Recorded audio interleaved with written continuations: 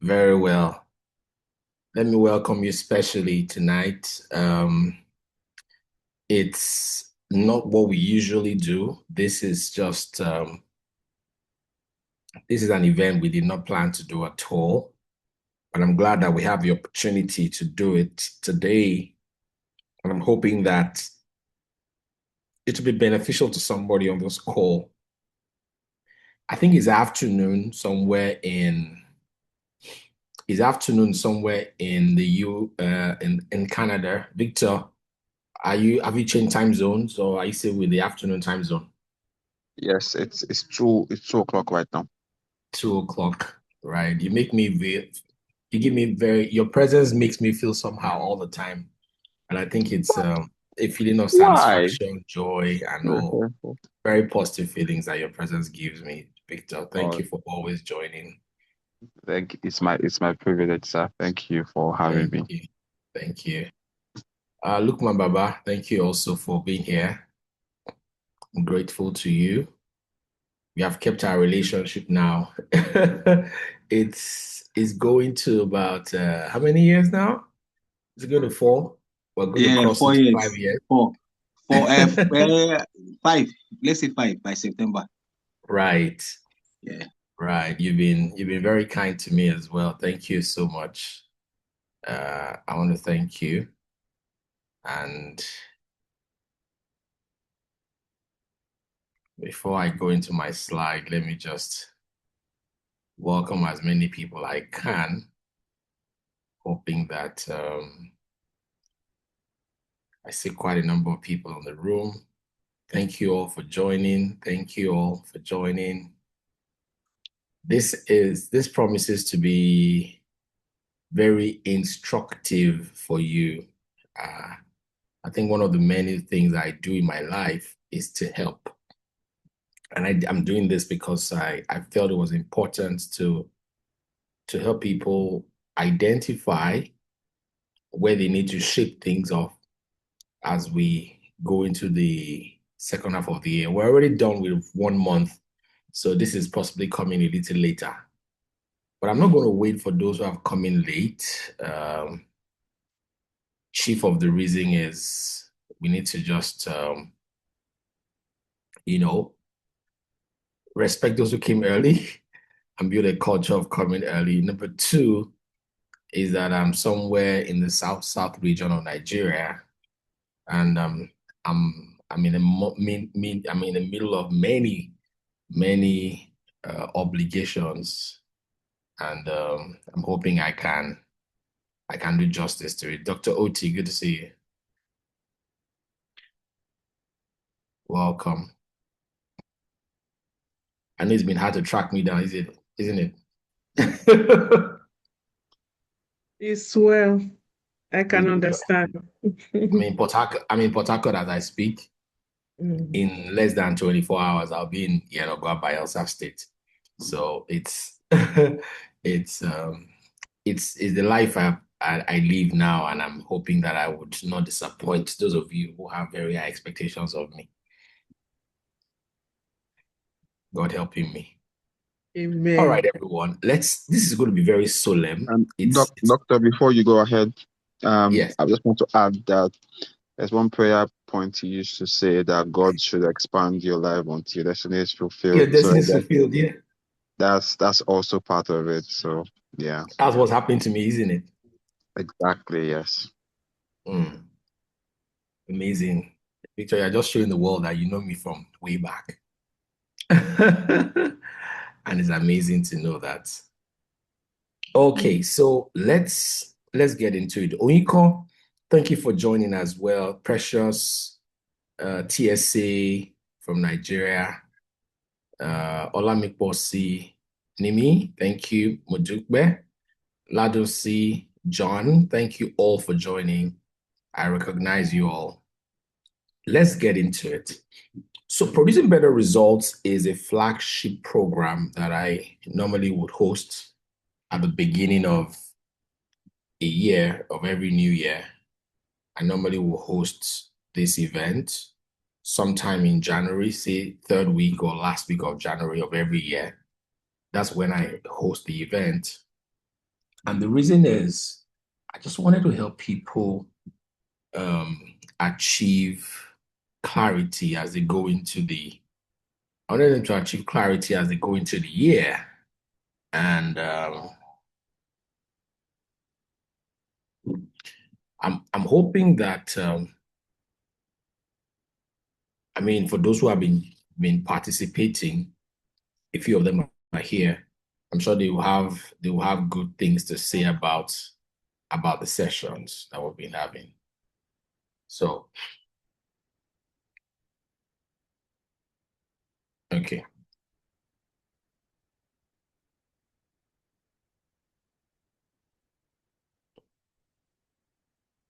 Okay, I think I'm trying to turn on my camera, but it is not connecting. Okay.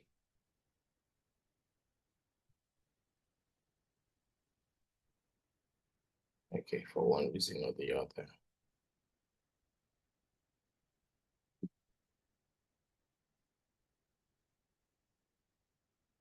Okay. Maybe it's not an evening for my face then. The right time to come up. Okay. All right, people. Let's get into it. So PBR happens January of every year. We try to identify the things that we need to make the best of the year, how to position ourselves for the year, and then we draw value from the insights that we share. This year, I felt a need to do a media review. Producing Better Results is a paid program. It's one of the few paid programs I do. For those of you who really follow me and our work, you realize that many of our sessions, in fact, virtually all our sessions are free. And I really don't know. I mean, it's not like there's no commercial value to it, but there are other pathways to ensuring that we get commercial value for the work that we do, but definitely not from the events that we do online like this. Okay, so I thought this year we should do a media review. Let's just even check out how far we've gone. And basically, what was on my mind was improvements. Because when we start to run through the year, many of us have things that we call goals. Some have it as aspirations. Some other people think it's what we call a New Year resolution. And so they begin to chase after it. They begin to chase after it. And that's what they want to accomplish. So today, as I begin this evening, my opening words to you will be this: that the beginning of the year oftentimes runs on energy. Everybody's excited. We're greatly anticipating a better year, a new year. I mean, positive things all the time. But the middle of the year demands something different. You want to show proof. You want to show proof. So tonight for me is a moment of review, a moment of renewal, and a moment of recommitment. What we want to do tonight is to take an honest look at whether the person, and I need you to be very conscious of the words I put in bold there. The person, the process, the practices, and the priorities behind your desired results have improved enough to carry them. Tonight is a moment of three things: review, renewal, and recommitment. And we're going to be looking at four layers: the person, the process, the habits, which we call practices, the decisions, which we call priorities, behind your desired results. As a point of review, the intention is to check, answer the question: has the first half of the year taught you something useful? Or did it just pass? This meeting tonight is very reflective, and I don't want anybody to be here because you just want to attend. I think you should be here because you really want to get better results in your life. And all of the moments that we're going to pause to think, I will believe that you have your notepad somewhere, and whatever thing comes to your mind, you could just jot them down, because there's going to be action planning at the end of the session tonight. Okay, number two thing while we're here is to renew your energy. I mean, in the past few weeks, I've been very bothered about the quality of life that we live in this part of the world. I mean, I went around Port Harcourt today. I'm really I feel there's a burden on my heart that really wonders why people are cramped up in a space. Nobody's really, not majority of people are not living in large spaces, you know. When we hear that the Bible says that the earth is the Lord's and the fullness thereof, and then people are living in what you can call cubicles. Everybody's living close to the wall, close to the fence. And I'm asking myself what's happening. So the land is expensive. People cannot afford to get the bigger land. And so for that reason, I mean, a one plot, a half plot, God. And I'm asking myself, why? Why? We've got to renew the energy. We've got to renew our focus. Because sometimes the things that we go through in life can deplete our energy, change our trajectory, and cause us to just give up. So as we go into the second half of the year, which we've done a month already, and we're having about 5 months left to go, we need to renew the energy the second half of the year requires. The second half of the year requires something different than we have done in the first half. Number three, this is the night of recommitment. You're going to recommit yourself to the improvements that better results actually require. You cannot get better results if you don't recommit to the things that work. And so those are the things that we're looking at today. And I promise you that's going to be refreshing. So again, without having to sound like a broken record, January, the beginning of the year, runs an ambition. You are ambitious. You have, I mean, some of you are here now. You look at if you look at what you wrote down at the beginning of the year, how do you feel? How do you feel looking at the things you wrote down at the beginning of the year? Even if you didn't write them down, the things that you thought in your heart that you were going to do at the beginning of the year, where are they? Where are they?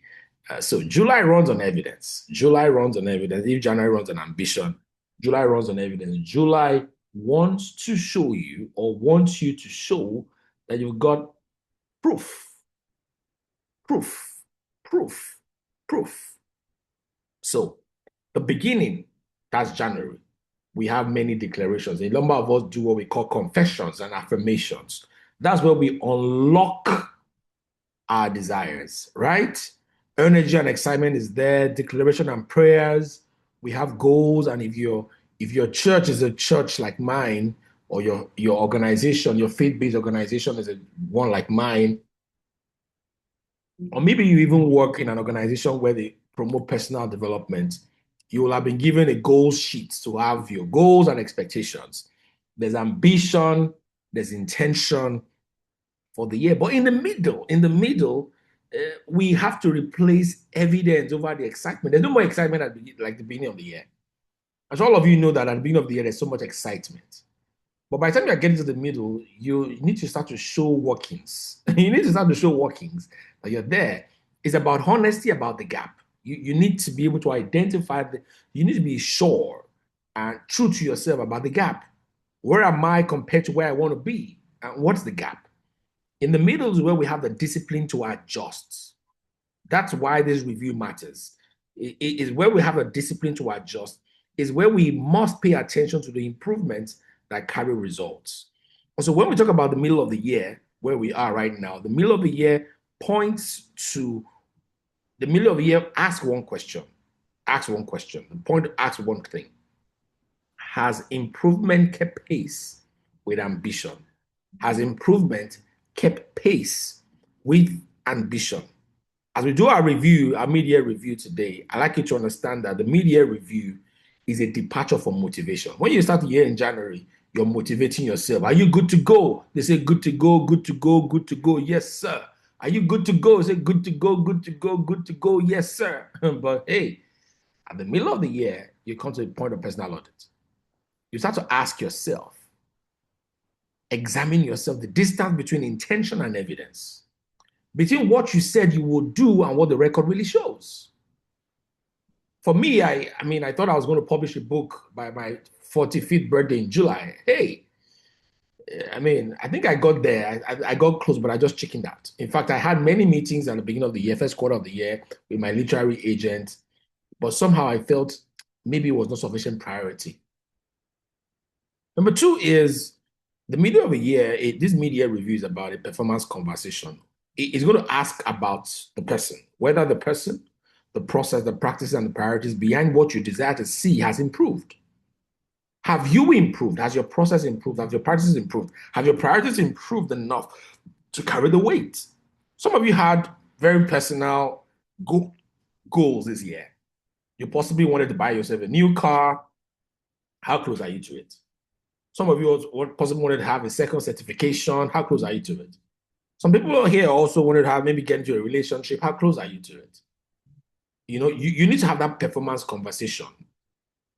And number three, the media reviews about it is an invitation to adjust. See, don't bemoan the past. It has already happened. Okay? Don't bemoan the past. Don't say to yourself, oh, I messed up. Oh, no, I mean, I did not do well. No. See, forget the past. The first half has already spoken. The question is whether it taught you something useful enough to make the second half stronger. What did you come into the second half with? What did you come into the second half with? What exactly did you come into the second half with? You didn't come with, oh, by and by we get on. I mean, it's important to know what you came into the second half with. And that's why this media review is more of an invitation to adjust rather than a conversation to bemoan failure. All right. So your desires are legitimate. Don't get me wrong tonight.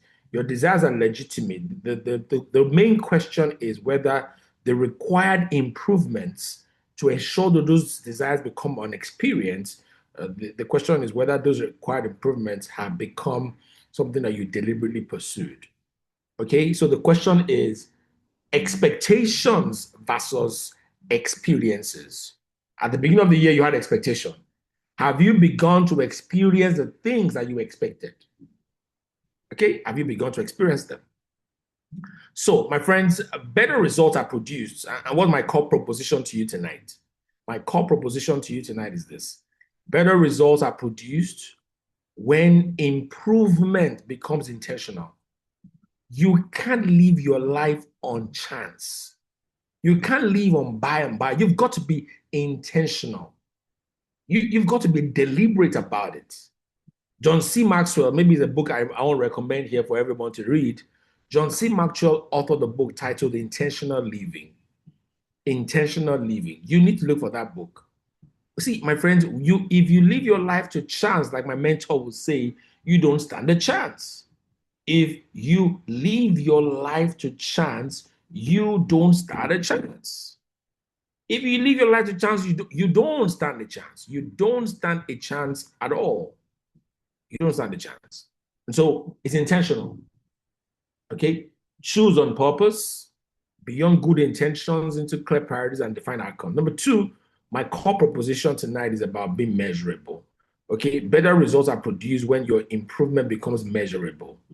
My friends, you've got to have a degree. I'm going to show you some things later on in the conversation. You've got to have a map. How close am I? Or how far away am I? And let's zoom in on that question I just used now. How close am I? And I'm going to ask you a question, and I want your response in the chat. How close am I versus how far am I? Which one is the positive question? Which of the questions will probably generate a positive or an actionable step? How close am I? How far away am I? I want to see your response in the chat, please. In the chat. Which question is progressive? How close am I or how far am I? The first or the second? The first or the second? How close am I? Somebody says, how close am I? Okay. Somebody else says, how far away am I? How far away am I? Okay, we've got two perspectives. How close am I versus how far away am I? I want more people to please respond. We're a good number on the call. How close am I? Toby, thank you for your feedback. How close am I? Precious. How close am I? Oyiko. Bossy says, how close am I? Okay. Dupe says, how far am I? Getting more. How far away? Okay. How far am I? Dr. Uti, I changed the question. How far am I? Okay. Khadija says, how far am I? How close am I? Okay. Thank you. All right. Let's review those two questions. And I think this is a very good point that we should learn from. Okay, Joshua, thank you for dropping the link to the book, Intentional Living by John C. Maxwell. Thank you. When you ask the question, how close am I?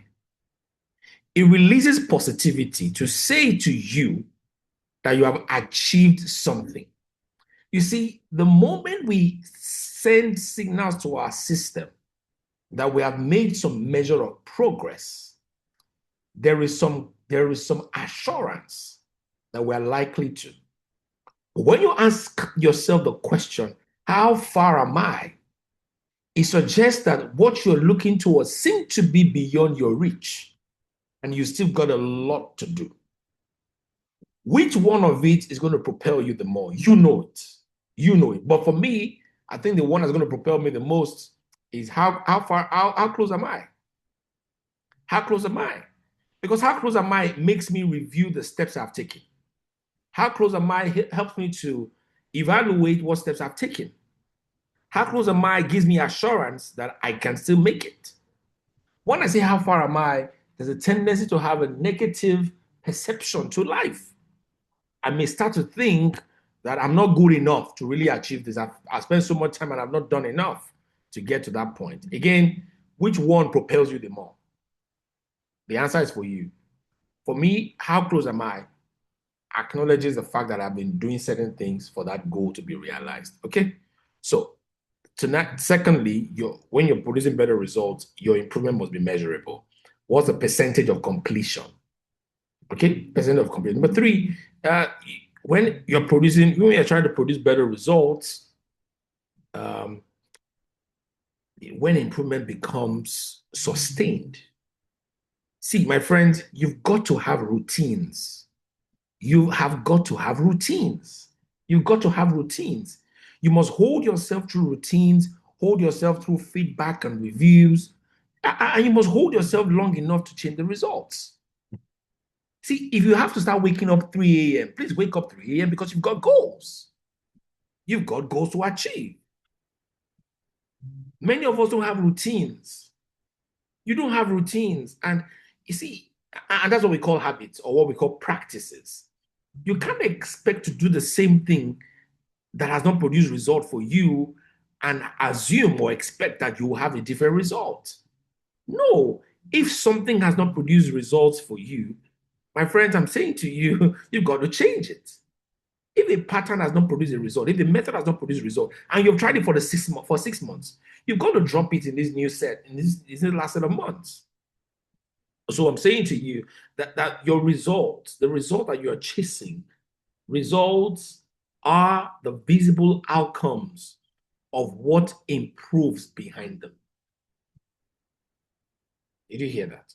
Results are the visible outcomes of what improves behind them. If there are things improving, results will be what will show. And I'm talking about thinking, capability, decisions, behavior, energy, standards, and learning. I'm going to get into it. There are about 10 of them that I want to share with you tonight. Okay, let's get into it. The 10 improvements that you need to make. If this were a faith organizer, I'll just drop offering baskets somewhere and say, hey, if you hear something that hits you very hard, come and drop some money inside this bucket, you know. But don't worry. I mean, let me be very vulnerable here. Anytime I lead a session like this, I am one of the most, no, how do I say this? I'm also a great beneficiary of what I'm sharing with you. Because I research because I have a responsibility. But beyond researching, I find myself being a learner as well. Okay?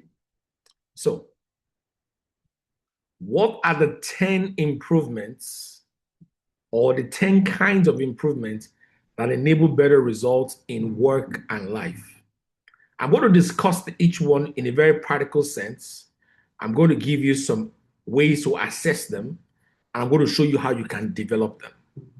So the 10 things we're going to talk about tonight: clarity, capability, process, behavior, decisions, relationships, energy, resources, standards, and reflection. Let's take them one after the other.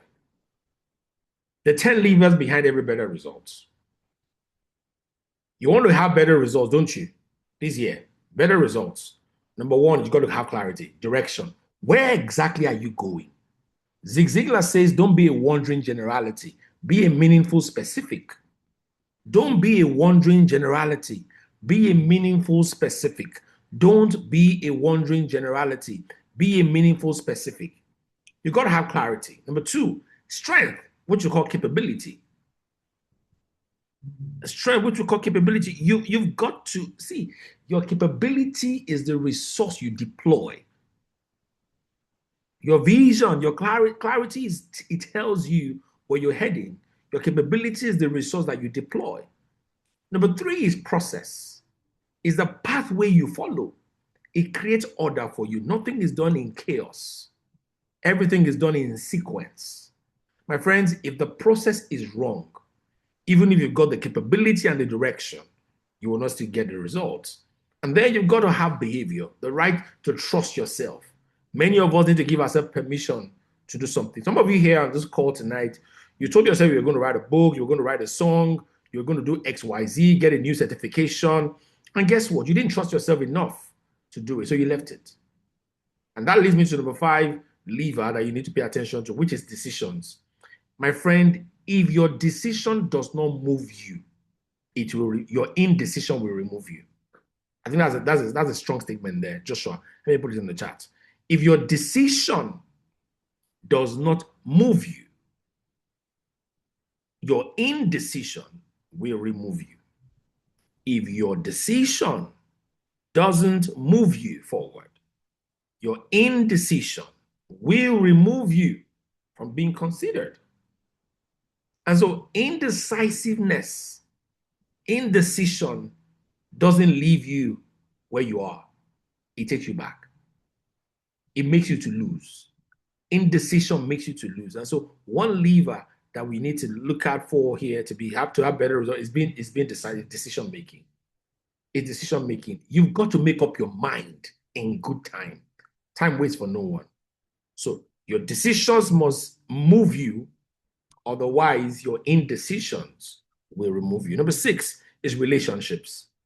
Somebody has said that you don't make friendship is not by force, it's by choice. But I dare say to you, my friends, in addition, just to follow up on that line of thought, that many of us suffer because we don't know what our network can offer. We all suffer because we don't know what our network can offer. And you see, you don't know what you have until you ask those you know. You don't know what you have until you ask those you know. We've got to find a way to relate to one another. See, the support you need is here. It's in relationships. Number 7 lever is sustainability. By energy. Energy is what sustains you. The spirit is willing, but the flesh is weak. The spirit is willing, but the flesh is weak. You've got to find energy. Number 8 is resources. Resources you've got to leverage. Great successes are attained by leverage. Great successes are attained by leverage. Number 9, standards. And I'm going to go into all of this one after the other just shortly. My friends, an excellent work will always set you apart. An excellent work will always set you apart. An excellent work will set you apart. Don't be part of those who do half-baked work. Always ask yourself, is this the best I can give? Is this the best? You're producing a report, ask yourself, is this the best way I can present it? And every time you increase your standard, your work stands out. Every time you increase the quality of your output, your work stands out. Always ask yourself, is this the best I can give? Can I not do this in a better way? Can I not improve this? Okay? So the last point there is reflection. I've said before now that there is more insight in hindsight than in foresight. There is more insight in hindsight than in foresight. There is more insight in hindsight than in foresight. There is more insight in hindsight than in foresight. My friend, sometimes we don't know what we have done until we connect the dots. Until we connect the dots, we really don't know how much we've done until we connect the dots. Many of us really don't know how much we have done. And that's why the question is, how far have I come? How far have I come? How far have I come? It's important to get to know that. So each of these areas can be assessed and each of them can be developed. And I've anchored all of these 10 levers in the research from Locke and Latham to Deming, Drucker, Kahneman, Kolb, and the ISO 9001 framework. Okay, so a lot of work went into this. It was not just from my head. Okay, I had to research into a lot of people's work to get to where we are. All right, let's take it one after the other. And I'm not going to spend too much time, so you can go back to the video of this recording of this session and then listen to it. By the way, if you are not subscribed to my YouTube channel, Joshua will help me drop the YouTube channel in the chat. I think you should subscribe so you can go ahead and get access to over 1,000 videos that we have there. I've got about 1,000 plus videos on YouTube. I think you do well to just go there and find some resource for yourself. Now, let's take the improvement one after the other. Clarity improvement.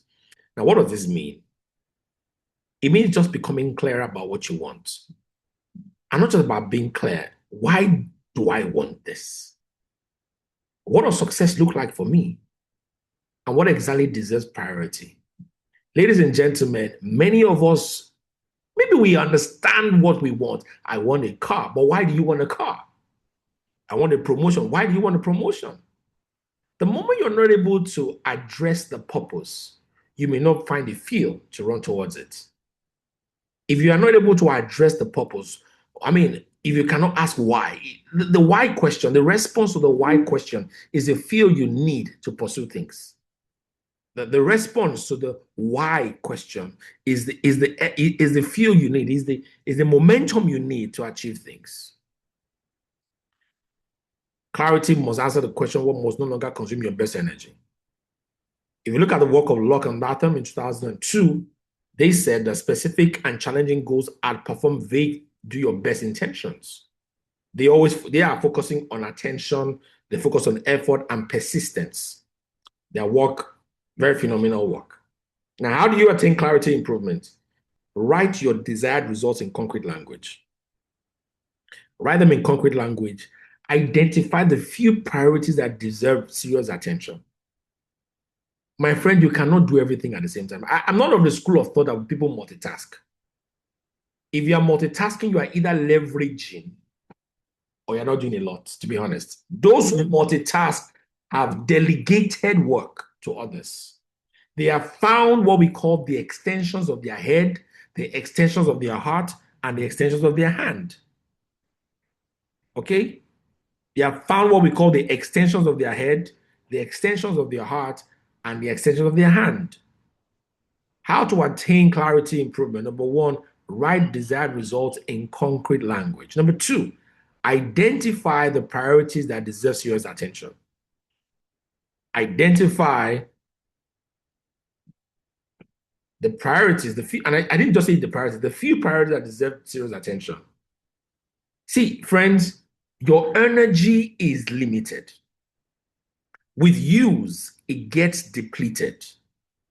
If you don't refresh, you will really not get anything attended to.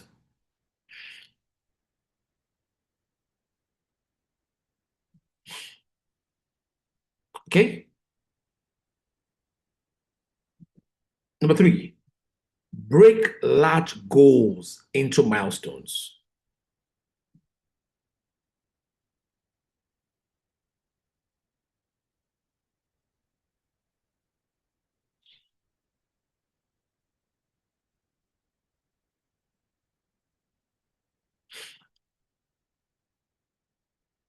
Break large goals into milestones.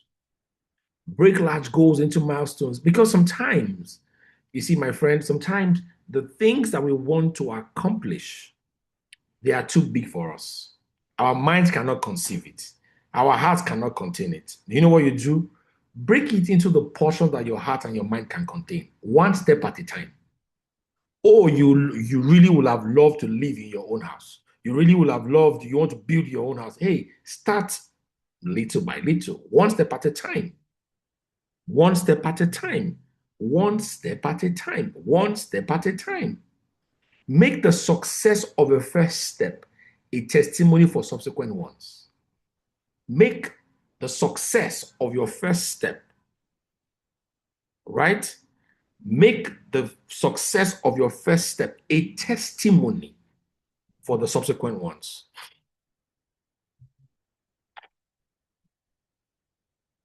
Number four, finally, define success for the month, for the quarter, and for the year. What will you call success at the end of July? All right? So that's what I call clarity improvements. You've got to take attention to this. Now, mid-year check for you. Are you in what area are you better? By what measure? Through what routines? And what have you been protected from distractions? All right? Let's move on because there's a lot to share on Park tonight. Number 2, capability improvement. Capability improvement. What it means. Capability improvement means increasing your knowledge, your skill, your judgment, and experience so you can carry stronger responsibilities. Increasing knowledge, skill, judgment, and experience so you can carry stronger responsibilities. My friends, I've said to many people before, you are not good enough to remain the way you are. You are not good enough to remain the way you are. You are not good enough to remain the way you are. And good intentions cannot replace capability. In the work of Erickson in 1993, he says, expert performance is built through deliberate feedback-rich practice. Expert performance is built through deliberate feedback-rich practice. Albert Bandura in 1997 says, self-efficacy shapes effort and persistence. Now, how do you attain capability improvement? Number 1, diagnose the skills your next level demands. You said you want to go to the next level. Ask yourself, what kind of competence does the next level demand? What skill set does the next level demand? What skill set does the next level demand of me? What skill set does it demand of me? What is required of me? If I want to move to the new level, what is required of me? You should be able to answer that question because your response to that question helps you identify areas of growth. Number 2, choose relevant learning over popular learning. Everybody's learning public speaking. Why are you learning public speaking? Do you need it? Everybody's learning AI. AI, you can't, don't be left behind. You are now going to subscribe the dollars that you don't have. You are now using your card. You have got to use your card to be downloading or to be subscribing to AI, cloud and ChatGPT and everything. Number 3, seek coaching. Please learn from strong performers. Surround yourself with winners, with high achievers. See, naysayers they are drainers. Please just don't be around those that do not think that they can make it. A friend of mine took a global HR certification last week. And when he took the certification, in fact, before he started, he told me. And when he took it, I was there and he said, "Doctor, guess what I passed?" I said, "Wow." Now here I am. I said, "Hey, my brother, I'll now GPHR." He said, "But doctor, you have PhD now." I said, "No, it's not enough." But I've asked myself the question, does my next level, my next demand, does it require me to have a GPHR? Seek coaching, learn from strong performers. Number 4, practice until learning becomes visible in output. Practice until learning becomes visible in output. Practice until learning becomes visible in output. Ladies and gentlemen, the novice can attain a level of expertise only if he practices. The novice can attain a level of expertise if he embraces practice. The novice can attain expertise if he embraces practice. The novice can attain expertise if he embraces practice. Many of us are just desiring. We're not working towards it. You want to learn AI, continue to work with it. No matter how bad you are in it, just continue. I'm going to show you a graph very soon. And that graph just shows you how much improvement must you make in an area. What is the quantum improvement that you need to make in an area? Okay, let's make progress. What is our check for the media? Where am I relying on goodwill instead of competence? Did you see it? Somebody should be very conversant with that statement. You are praying for favor. Favor is around me like a shield. It will cover me from now until the day I see my King. Favor is around me like, hey, brother, sister, calm down. Where are you relying on goodwill instead of competence? Many of us have delegated strength to goodwill. This guy knows, that guy knows. You should know, you should be able to help me, you should be able to mention me. Calm down. You better build your competence so that when you are called upon, you'll be ready. You need to ask yourself, where do I repeatedly need rescue? Which area do you repeatedly need rescue? Which area do you repeatedly need rescue? Which area do you repeatedly need rescue? Where? Where do you get people to always come to say, hey, bail me out, bail me out, bail me out? Where? You need to pay attention to that. Number 3, process improvements. What does this mean? My friends, if you improve the steps, routines, methods, controls, and systems that produce outcomes, you should be getting close to your result.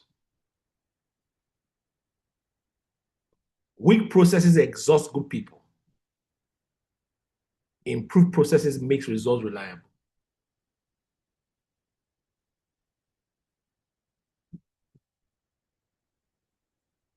Did you hear that? Weak processes exhaust good people.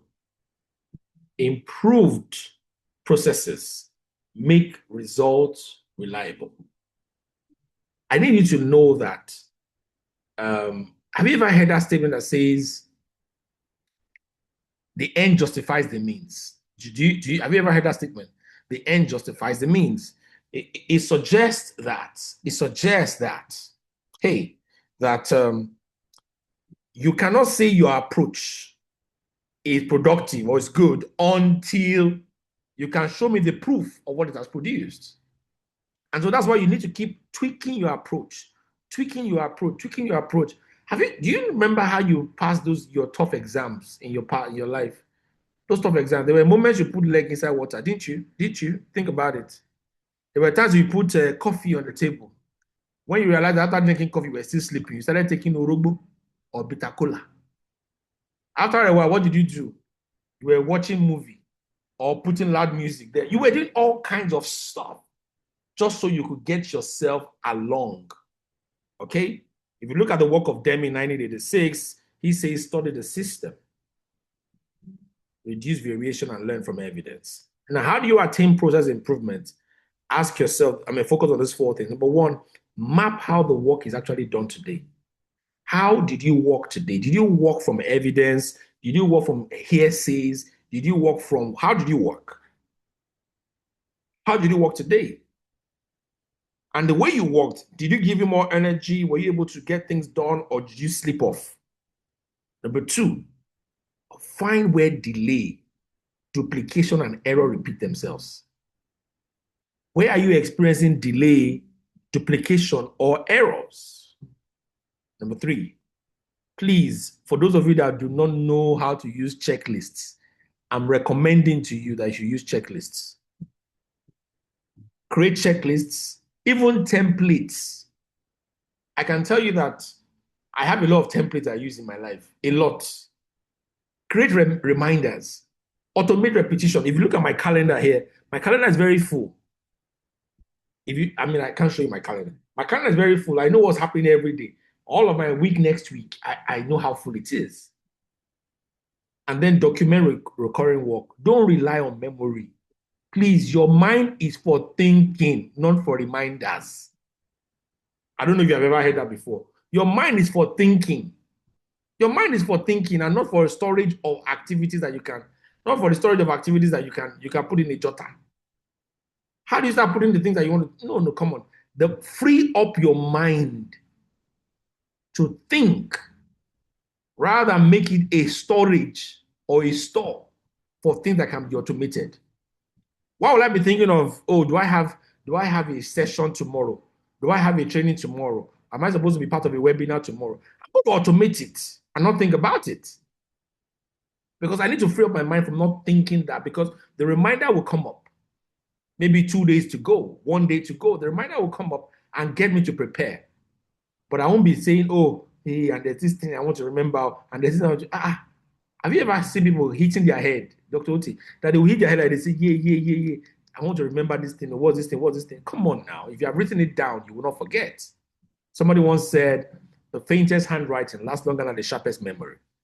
If you will document it, you will come back to meet it. How do you check yourself mid-year on process? Where do mistakes repeat themselves? Where do mistakes repeat themselves? Where does delay occur? And where is the work being duplicated? You need to know this very well for yourself. Number 4, behavioral improvement. Behavioral improvement, my friends, trust is built through conduct. And what does this mean? If you will improve your attitude, your discipline, your communication, your emotional control, your accountability and reliability, you will be improving your behavior. Can I say this to you, my friends? People assess your conduct before they trust you. People assess your conduct before they trust you. How did he behave? Can we then trust him? Look at what this guy did. There was a gentleman that helped to identify the problem for the country. And it was Pharaoh. Pharaoh said to him, he said, in as much as you have done this, there is no one as wise and discreet like you that we should set over this matter. It is only you that we can entrust this into. Your behavior, your response, your conduct already shows that you are the man for the job. Who does the cap fit? It is the man that is doing the work that the cap fits. If you are able to solve problems, if you are able to provide solutions, if you're able to act, if you're able to intervene, people will trust you. So the evidence from this comes from the work of Dogru, 2022, and the work of Daniel Goleman, 1998, on emotional intelligence. They both link emotional intelligence to job performance. From self-awareness, self-regulation, and empathy, we see that all of those elements drive results. Now, how do you attain behavioral improvement? Number 1, treat repeated feedback as useful data. If your boss, subordinate, your peer, your spouse, your loved one, your significant other keeps giving you a feedback that is continuous, my friend, you need to pay attention to it. Treat repeated feedback as useful data. Don't say, I beg. That's who I am. That's who I am. If you don't like me like this, it's your luck. Hey, that's not emotional. That's not being emotionally intelligent. We don't live in a world for ourselves. Number 2, choose specific behaviors. For example, punctuality. Choose specific behaviors. Punctuality is a behavior. You can choose many others. Number 3, prove it by a reduced pattern, not apologies. A number of us here are tired of getting apologies from the people that hurt us. I'm so sorry about this. I'm so sorry. I will not do this again. I'm so sorry. I'm so sorry. No. I don't want your sorry. Prove it by a reduced pattern. If you are coming more punctually to work, then I will not be saying that you are a latecomer. If you are returning a lot more excellent reports, I will not say your work is shabby. Okay? Prove it by reduced pattern, not apologies. Number 4, way to attain behavioral improvement. Ask yourself, do I create calm or tension around me? Do you create calm or tension around yourself? When people are around you, do they feel unsettled? Do they shake that the lion of the tribe of the office has come? Or the lion of the tribe of the house has shown up? Or, I mean, who has come? I mean, do the people, are they calm or tense around you? The truth is this, if people are not calm around you, you need to adjust. Your media check, how do you respond under pressure? And do people experience you as dependable? Can people depend on you? Well, guess what, my friend? Before they depend on you, they will have seen what you've done. Number 5, halfway through. Decision improvements. There's a book by a man called Daniel Kahneman.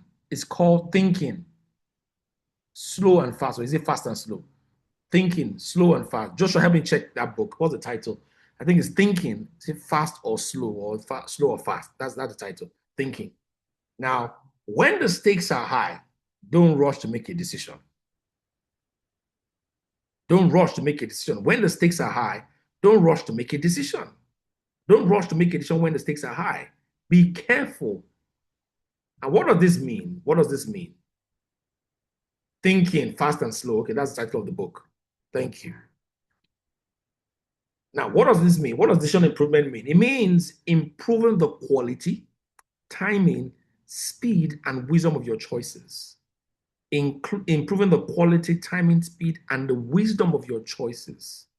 My friends on this call tonight and those listening to us afterward, careers, money, organizations, they rise or decline through them.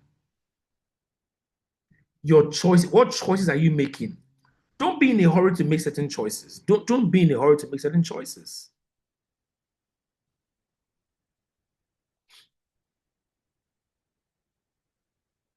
Okay?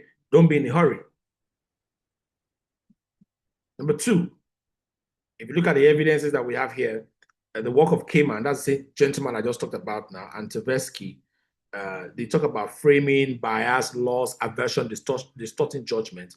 Kahneman in 2011, where he wrote that book, talks about significant consequences deserve slower and deliberate system. How do you make decisions on your rent? The rent, if you're not living in your own house right now, how do you make decisions on your rent?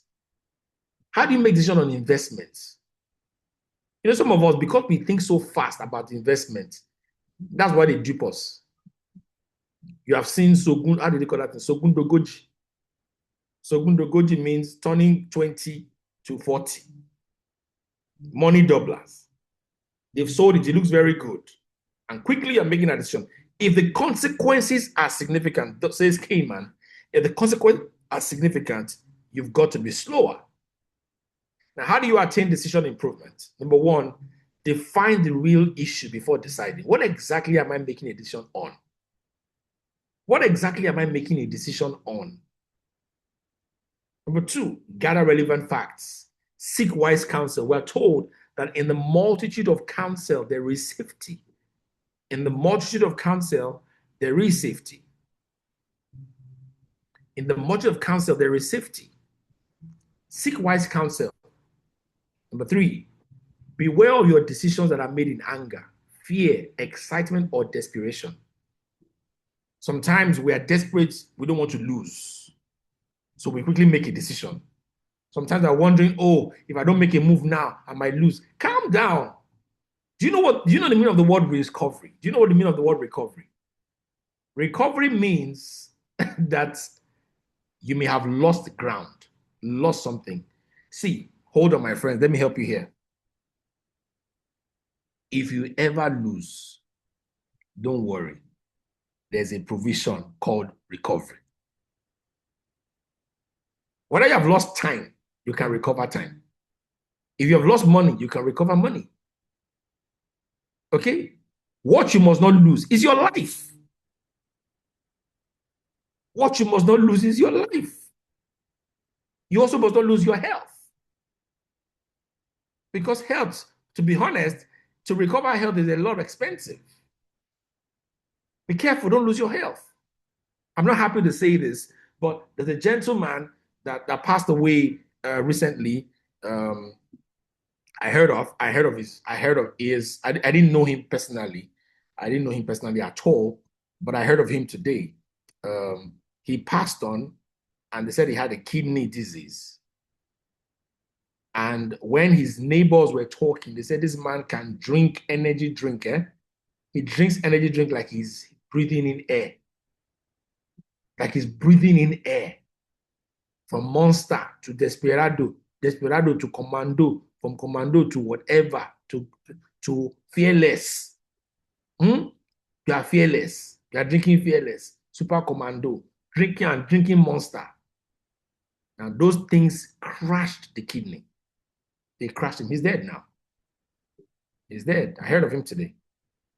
So beware of your decisions. The decisions that you make in anger. If you're angry, just calm down. We're told that anger rests in the bosom of fools. Just calm down. Number 4, how do you attain decision improvement? Review your past decisions. I'm going to do some assessments at the end of today. So be careful. Bring your biros and papers out. Very soon you're going to take some assessments. I was careful when I said biro and paper. I did not say on your iPad.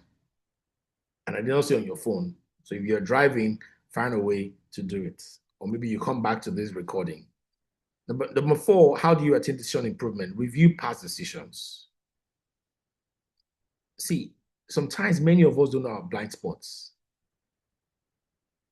You gain knowledge by reflection. You gain knowledge by reviewing things. Okay? Media check. Which decision must now be made to protect the second half of the year? What decision must you now make to protect the second half of the year? Let's go to number 6. Relationship improvement. Look at that right there under that title. I said there, results travel through people. My friends, whether you like it or not, people are your best advertisers.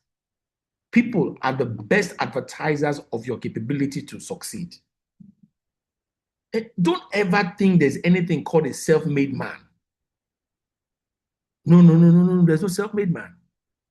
There's no self-made man. There is no self-made man.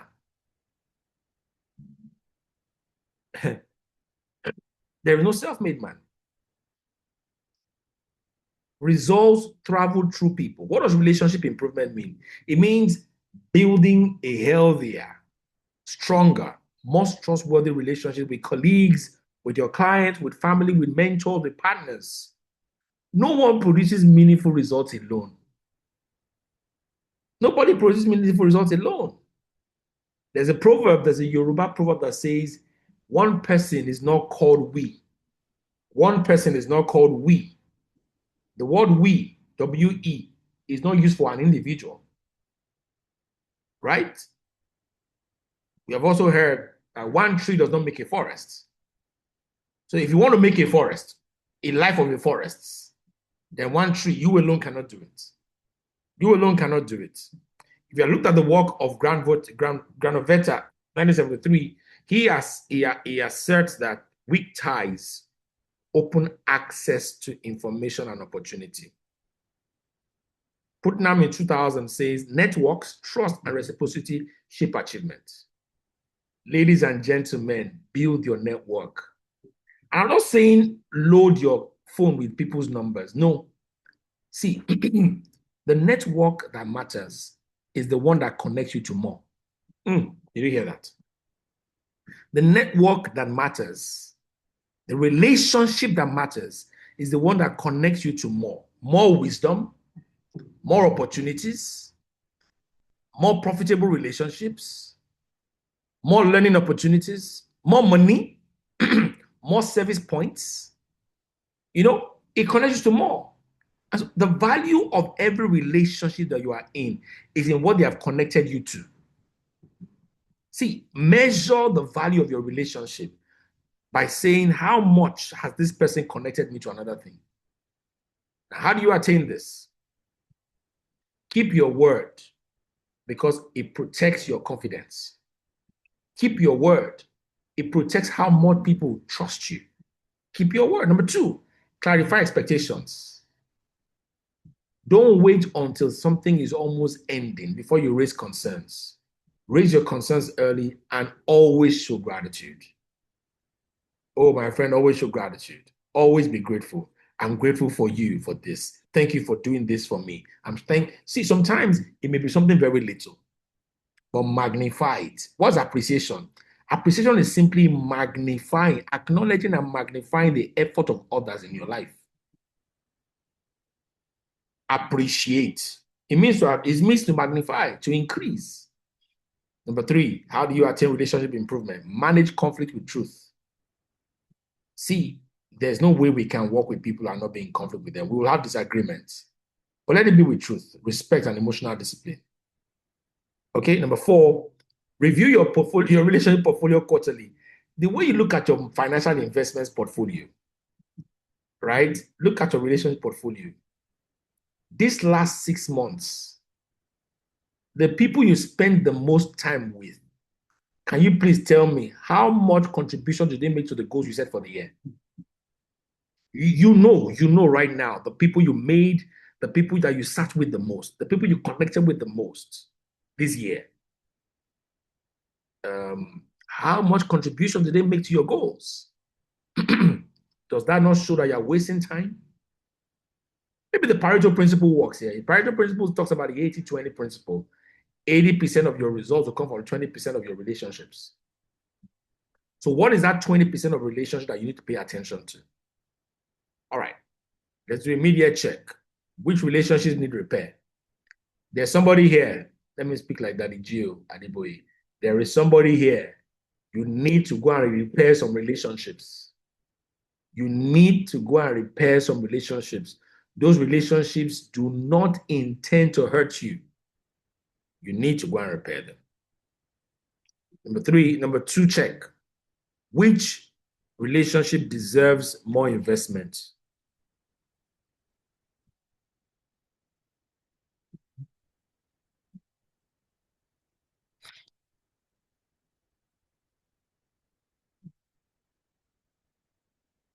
Can anybody hear me at all?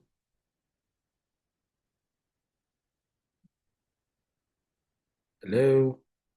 Yes, Doctor, we can hear you. Okay, I just saw a glitch in my internet, so I just thought, okay, good. It looks like it is solemn night now. Everybody's quiet. Okay, really, I would say, which deserves more investment? Which relationship deserves more investment? Which relationship deserves more investment? Which relationship deserves more investment? You know the ones that you have left behind. And media check number 3 question. Which ones are draining you without purpose? Which relationship is draining you without purpose?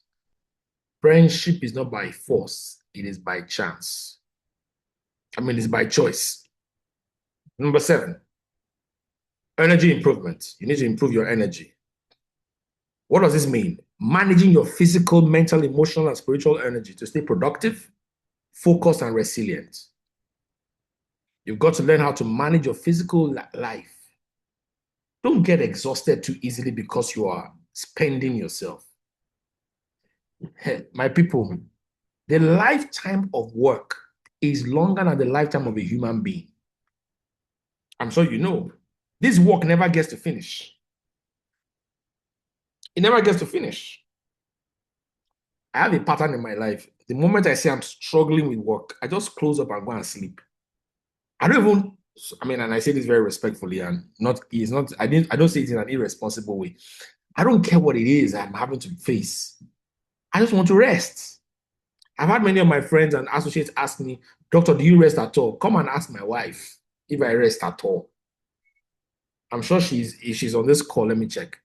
If she's on the call, she will tell you that I hope she's not here. She is. So she says I snore. The man that snores is the man that has worked hard, isn't it? Is it not? People that are on the call, can you help me attest to that? When a man is snoring while sleeping, that's the man who has really worked and is very tired. He has exhausted all his energy. So let me tell Ms. Oludayo to calm down, to be calming down.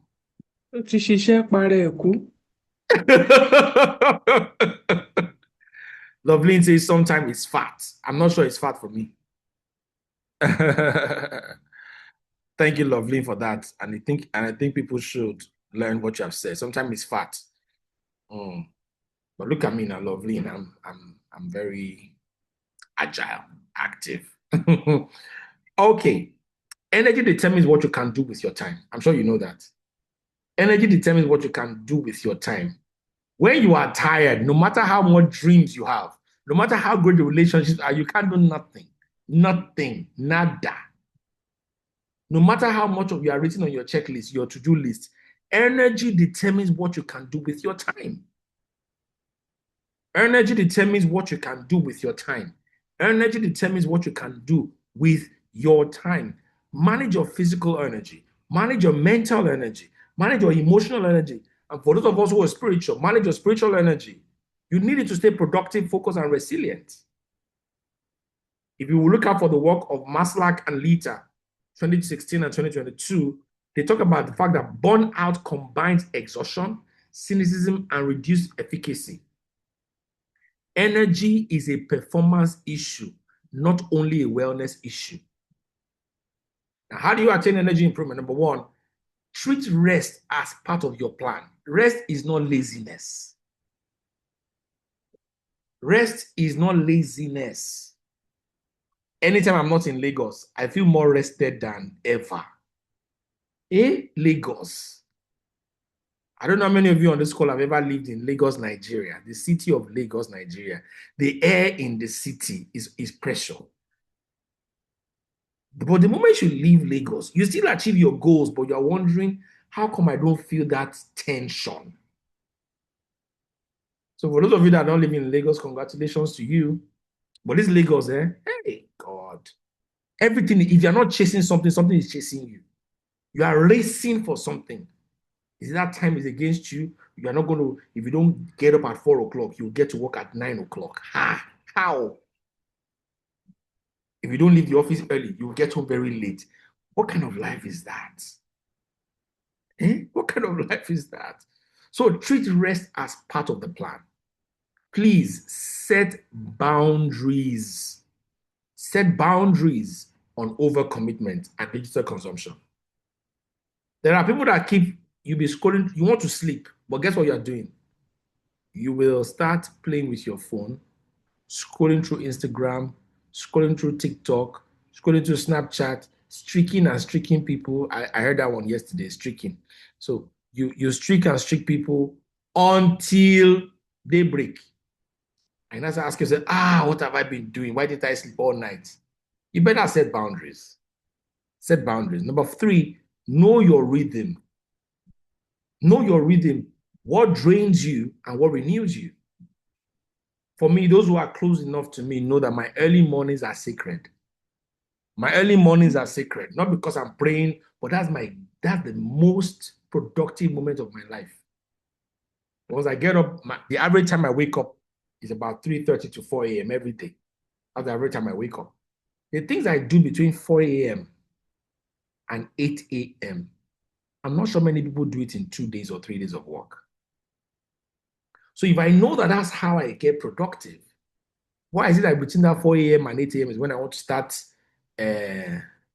scrolling through channels? What's my business? You've got to know your rhythm. What drains you and what renews you? I don't like meetings. Give us the deliverable, explain the demand and the approach, and we'll go around and do it. A meeting where somebody is reading a proposal, send us the proposal, let's read. Let's come to talk about it.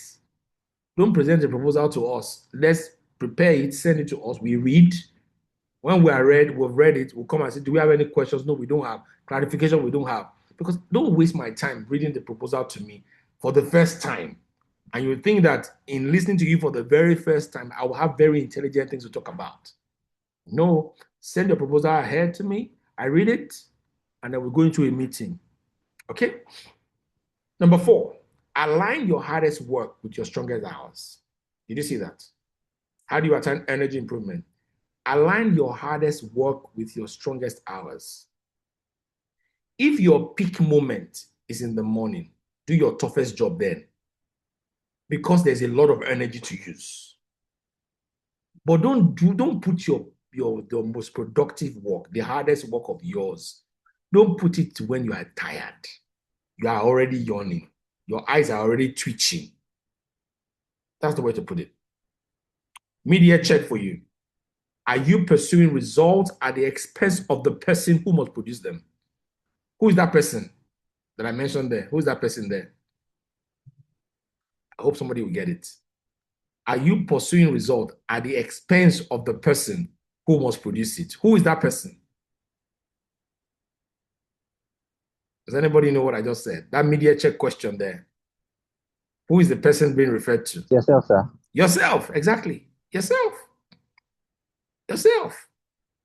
Don't pursue results at the expense of yourself. Don't pursue results at the expense of yourself.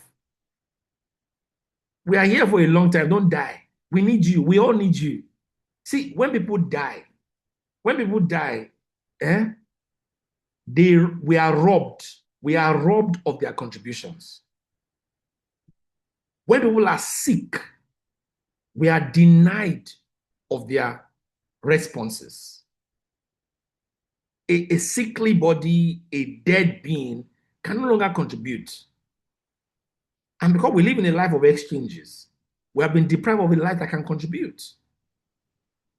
What do you hear when you go for burial ceremonies? People are giving eulogies of how this person did this for me, how that person did that for me. Now the person is gone.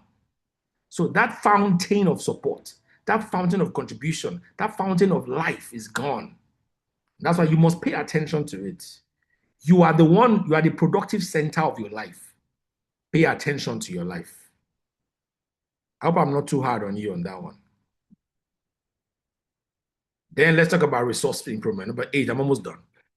Number 8, resource improvement. More is not the first answer. Better use is. My friends, more is not the first answer. Oh, 24 hours is not enough. What have you used it with? How have you used your 24 hours? It's like God should even give us extra 2 hours. This 24-hour service is not enough. Really?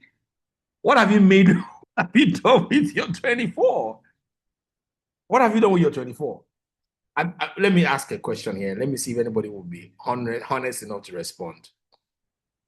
Is there anybody on this call that has ever said 24 hours is not enough? Please respond in the chat. Is there anybody on this call that has ever said 24 hours is not enough for me? I just want to see a yes, yes, yes, no, no, no, no, no. I want to know those who have never said that thing. Hey, Loveline says she has never said 24 hours is not enough. Okay. Okay. How many of you have said to God, I think you can give us more time. I need more time. More time. When you can, thank you for being honest. Thank you for being very honest. Sometimes I've asked myself, I think I need more than 24 hours.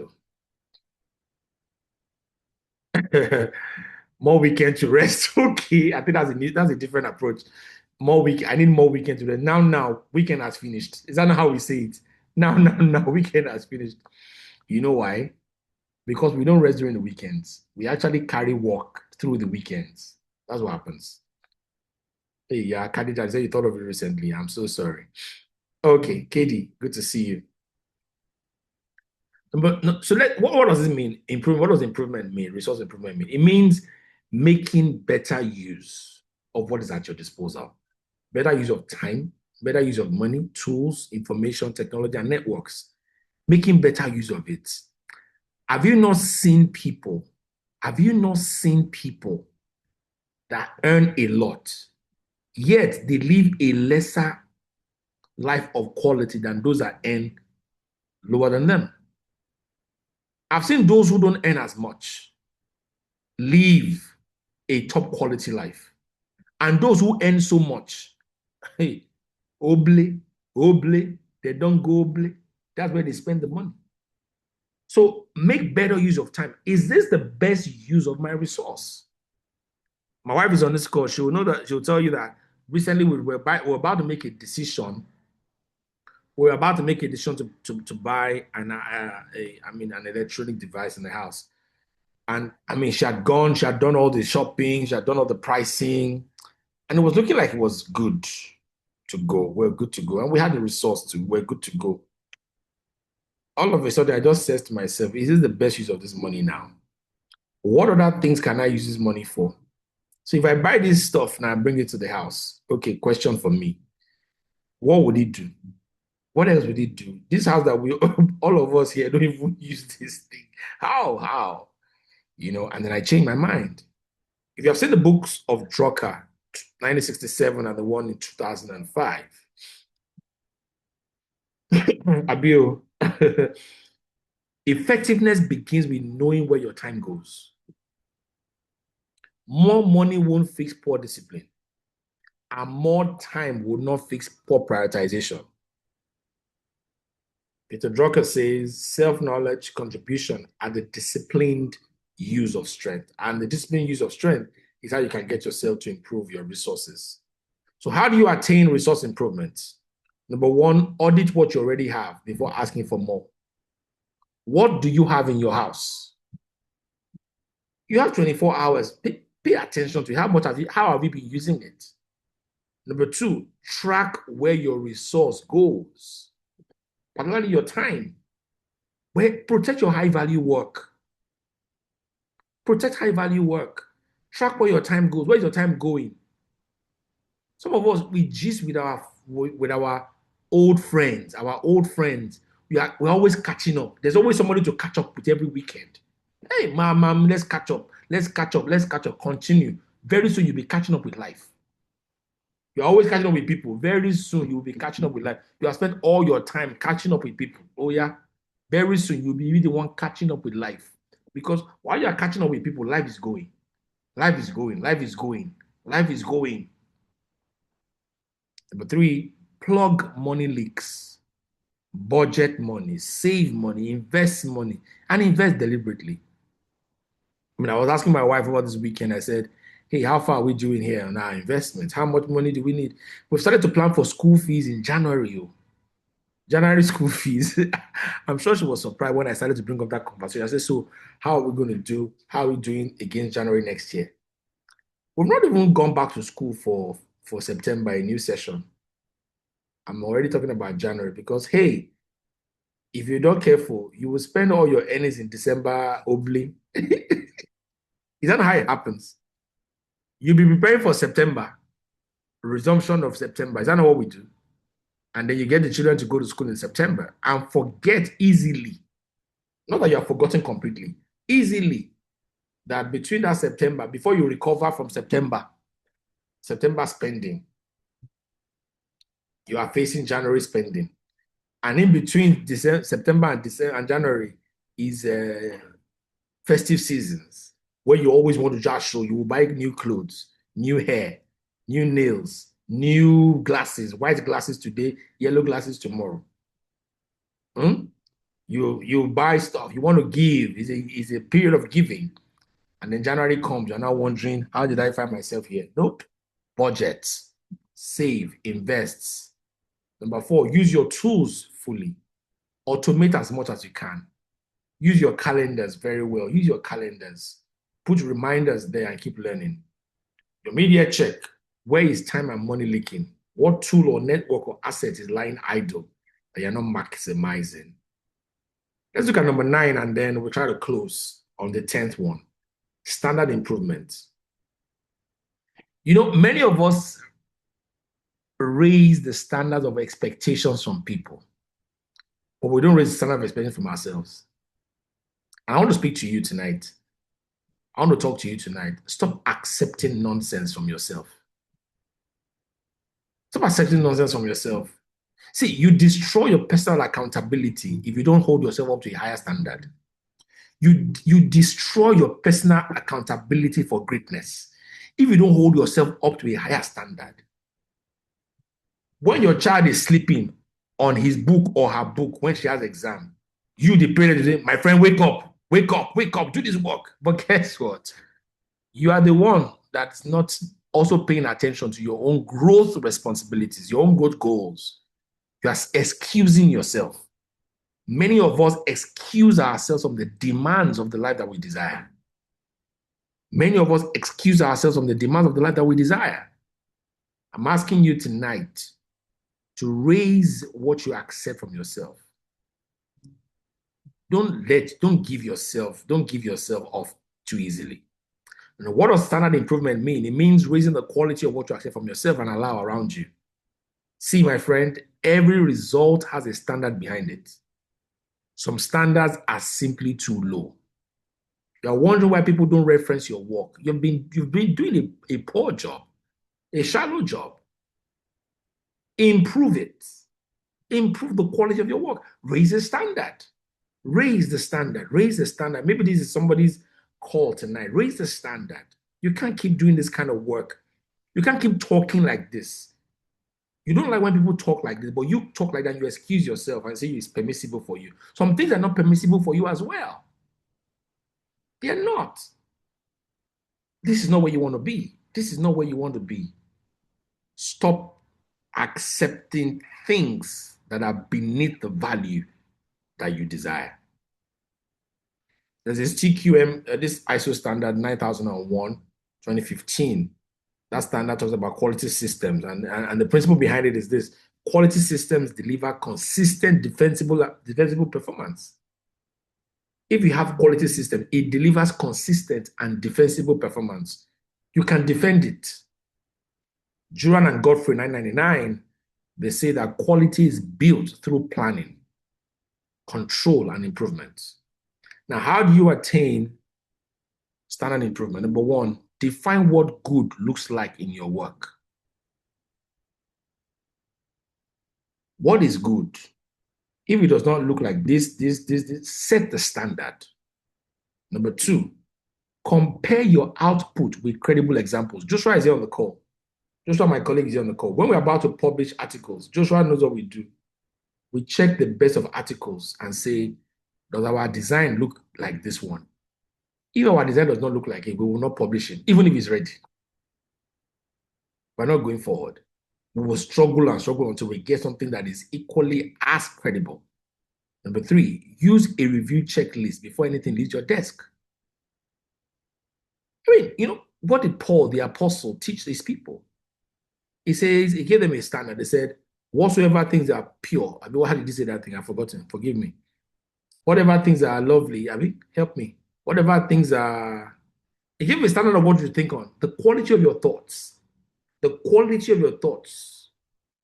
The quality of your thoughts. Whatsoever things are lovely. Whatever things are pure. Whatever things have a good report. If there be any virtue, if there be any praise, think on these things. Give a long list of the components of the thoughts that you should have. That's a quality. Have a checklist before anything leaves your desk. What should I check before it goes? And number four, accept rework. Refuse to celebrate.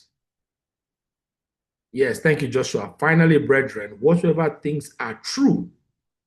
So on the checklist of Paul, in the quality of your thinking, it says, ensure that what you are thinking is true. Whatever things are honest, number two, honest. They are just. They are pure. They are lovely. 5.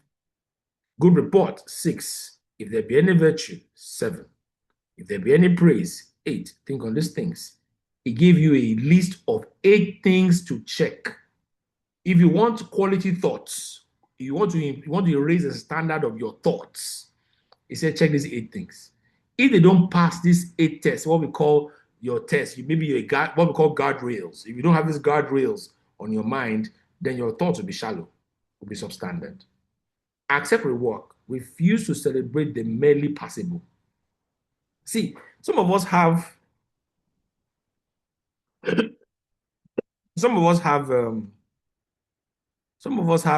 do you call it? Some of us have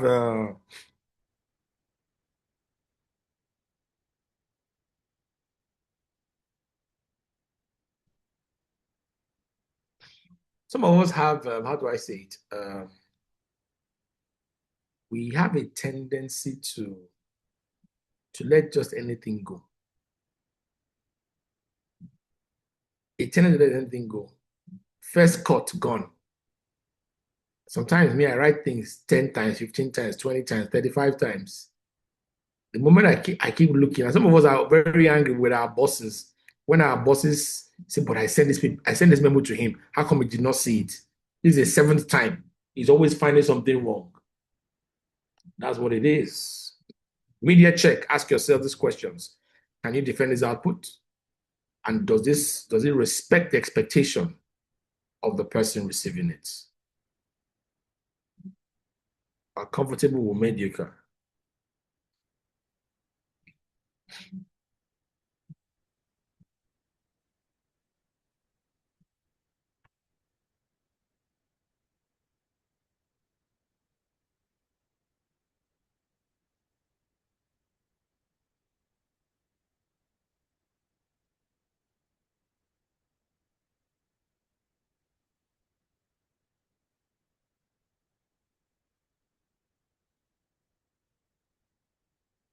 Number 10, final area of improvement.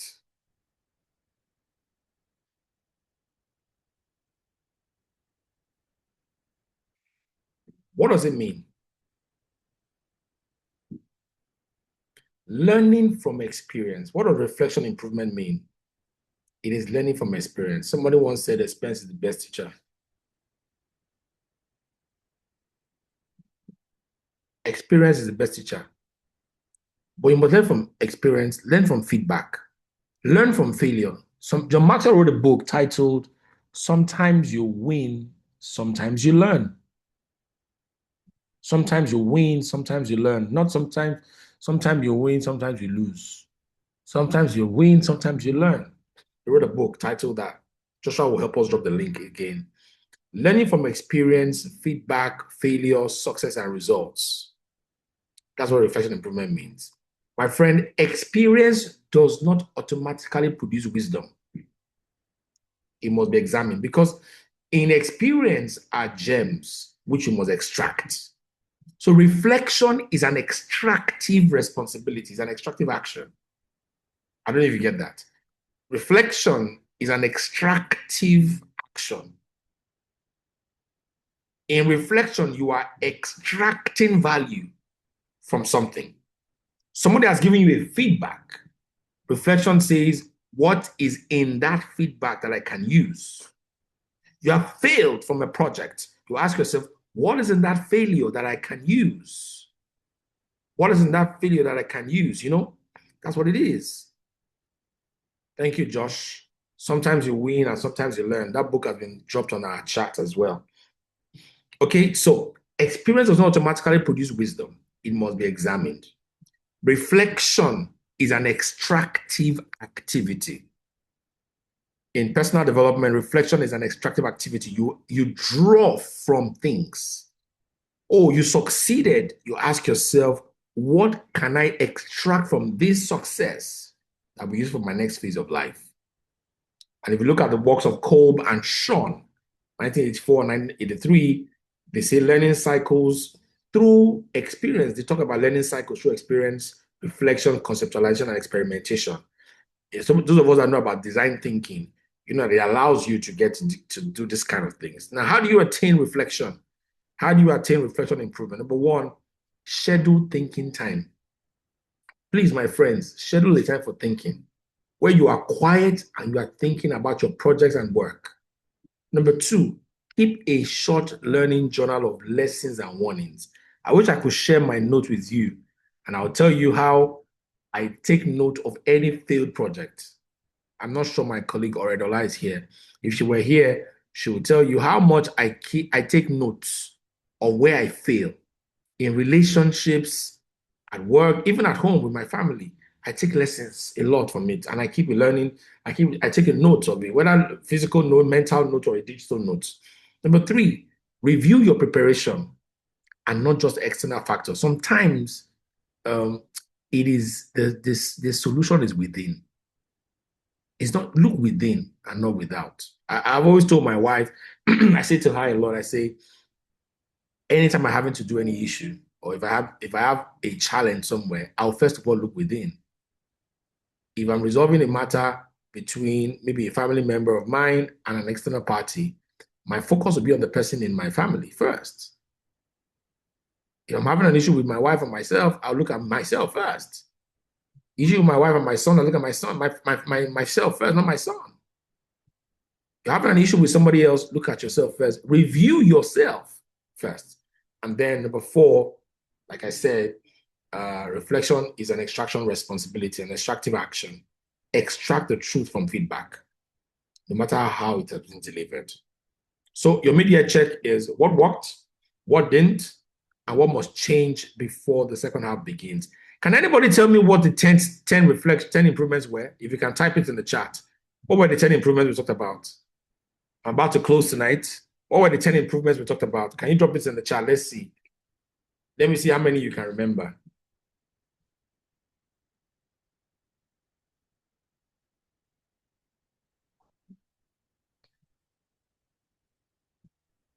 How many can you remember? Nobody's typing, even if it's the one on the screen. How many of the 10 improvements can you remember? Clarity, relationship and energy, okay. Standard, clarity. I can imagine you people have chosen the ones that matter to you. Capability, decision, standards, thank you. Clarity, decision, reflection, okay. I'm looking, I'm following the pattern. Anybody else? Which of the 10 do you remember? Clarity, relationship, capability, and reflection, thank you. TSA, Precious, thank you. I see yours as well. Okay, energy. Right. Okay, let me try to wrap this up. Let me try to wrap this up. You've got some activity tomorrow. So bringing all the 10 together. Look at all the 10 here. For those of you that can't remember it. Bringing all the 10 together. What each improvement gives you. Clarity will give you direction. Capability will give you strength. Process will give you order. Behavior will give you trust. Decisions will give you movement. Relationships will give you support and access. Energy will give you sustainability. Resources will give you leverage. Standards will give you quality. And reflection will give you wisdom. My friends, better results require a better person, a better method, better relationships. So therefore, improvements has got to be intentional. Let me tell you just a few things and then we'll try to close out. Let's move from insight now to action. I need to give you a practical toolkit for the second half of the year. I want to give you a very practical toolkit for the second half of the year. It's important to know that you cannot fix everything at once. You've got to choose 3. You can't fix everything at once. You've got to choose 3. At mid-year, identify the 3 improvement areas that will produce the greatest effect for you. Here we are in July. The goal for me here is taking responsibility for yourself. Which 3 areas of the 10 that we have talked about, and I want you to write it down in your notes right now.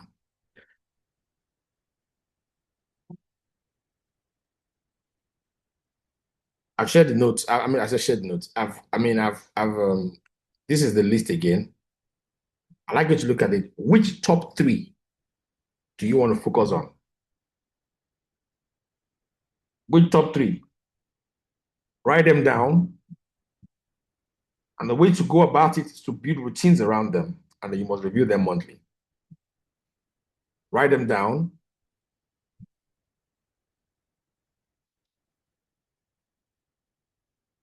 Write them down and then build routines around them. Identify those 3 improvements you want to have, because wisdom requires selection.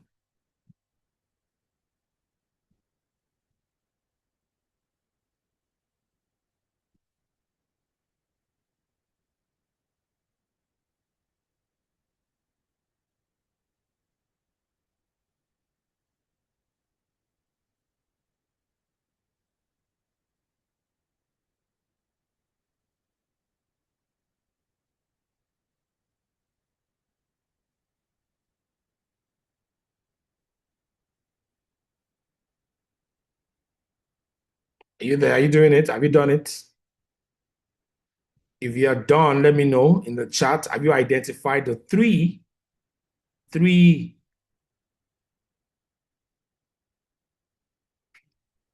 3 improvement areas that you believe will produce the greatest effect of the rest of the year for you.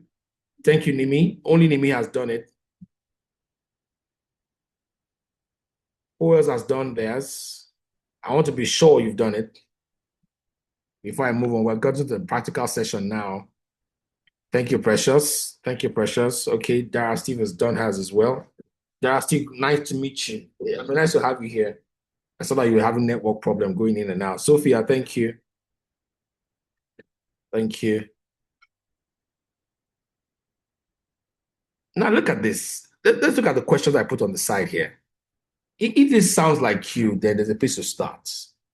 I've just identified 8. I didn't put all the 10 here. If too much, you have to do too much and there's no clear priority, I'm saying start with clarity. If you are growing your competence, I'm saying start with capability.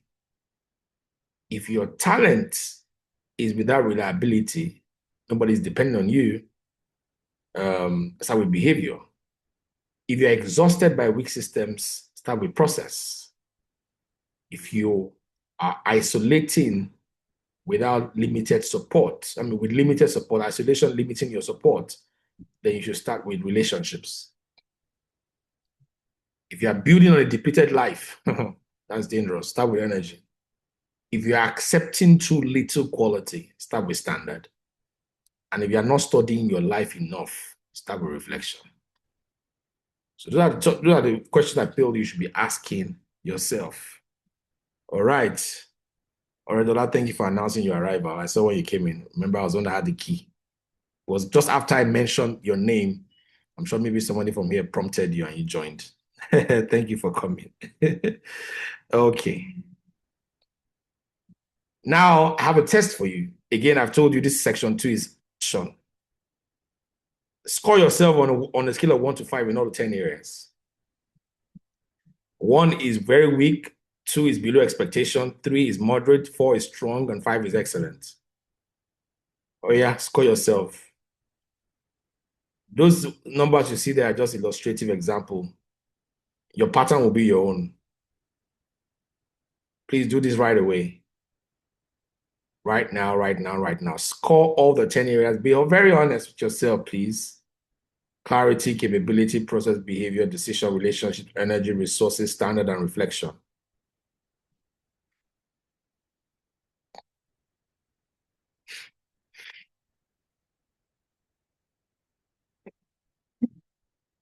Score all your 10 areas honestly. We are now in practice session. We've gotten the insights. It's now time to take action. Don't forget you have got a list of 3. Just hold on to that 3. I'm about to tell you what to do with all of them. And who's willing to come up and to get some help? You know, ordinarily after this kind of session, I should be selling a coaching class, coaching. So if you want to come on my coaching so I can help you do something, I'll just charge you 500,000, 200,000. But no way. That's not what I'm called to do. That's not mine. And it's okay for those who do it, but that's not me. I'm just going to show you how to get it done.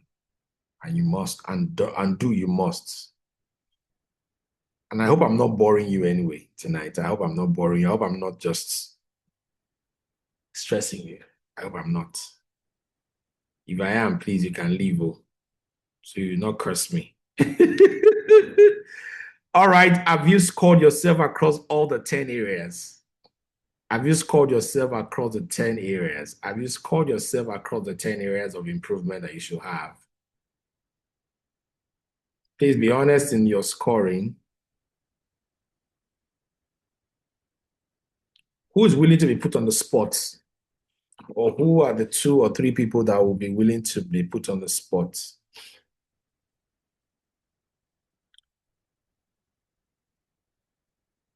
All right, I'm tempted to call you. Victor, I'm tempted to call you as well. Will you be willing to participate?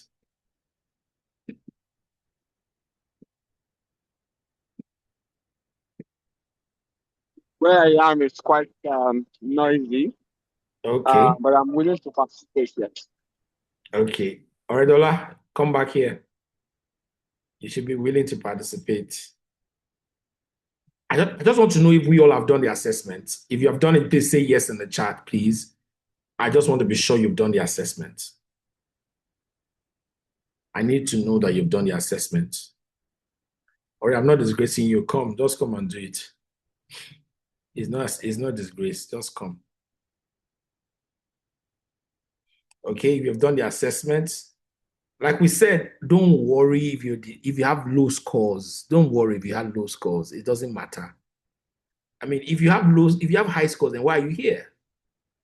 If you have scored 10, 10, 10, 10, you would never have needed this event, please. So I'm looking at more numbers. How many people are done yet?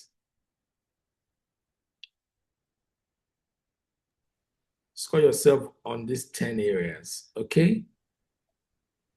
Now, Oredola, tell me, what were your first three? The first three areas you mentioned the first time? For the first question, right? The previous one. Yes, the previous one. Yes, it was energy, standard, and reflection. That was what you wanted to pay attention to. Yes. Now let's compare them with your three lowest. What are your three lowest? It's actually with your three very lowest. much. If you scored one, if many of them scored 1, 1, 1, 1, 1, Mm-hmm. all of them together become 1. Mm. So which is the least score? Your least score is what? 0 or 1? My least score is Is 1. 1 is very weak. Yes, 1. Yes, so 1. Where did you score? Which areas did you score 1? Areas that I scored 1, I mean, is concurrent with the areas I wanted to work with. Energy seems to be the lowest. Energy is lowest. Just tell me which area did you score 1? 1. Energy. Do you have any other one? Yes. I have another one. Reflect. Where? Reflect. Yes. Any other one? No, the rest are slightly above 1. Okay, where do you have 2? I have 2 in clarity. Clarity. Yes, I have 2 in what's standard? No. Standard is a bit high. I have Okay. 2 in, should I say process? Yes, process. I put 2 for process. Okay, so for you, your lowest 3, your previous 3 was energy, standard, and reflection, and now you're having energy, reflection, process, and clarity. So you are now getting to see which ones you need. So let me ask you, final question for you. Which are your strongest 3? Strongest 3, Maybe relationship, 5 or 4. Relationship, behavior, and standard. Yes, standard. Even though I would like to work on it, it's actually part of my strongest.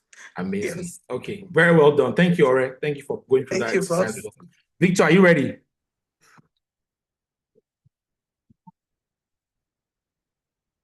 Hello, Victor.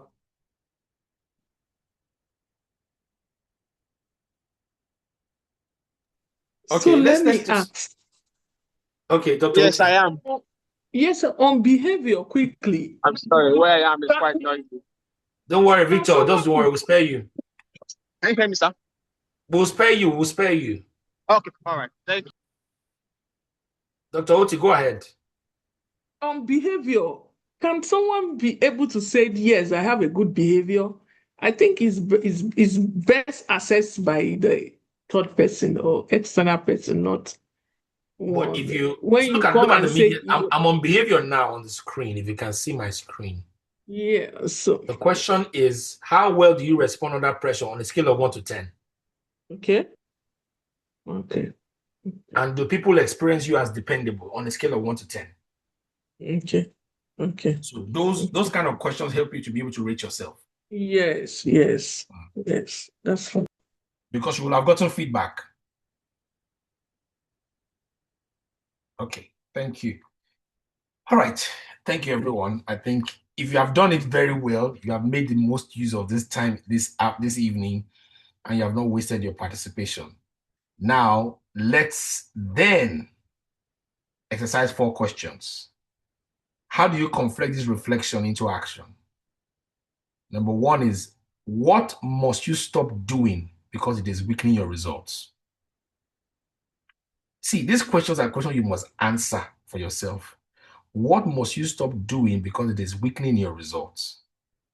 Number 2, what must you start doing because it is necessary for your next level?